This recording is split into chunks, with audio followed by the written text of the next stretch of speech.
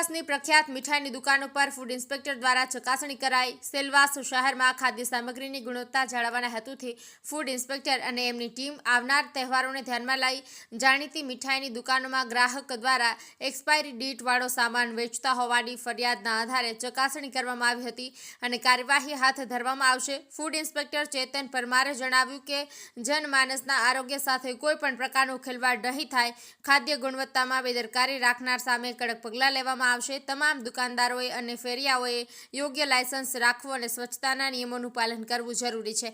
સ્થાનિક લોકો દ્વારા ફૂડ વિભાગની કાર્યવાહીને આવકાર આપ્યો છે અને આવી ચકાસણી નિયમિત થતી રહે તેવી માંગ ઉઠી છે, જેથી સામાન્ય જનતાને શુદ્ધ અને સુરક્ષિત ખોરાક મળી રહે।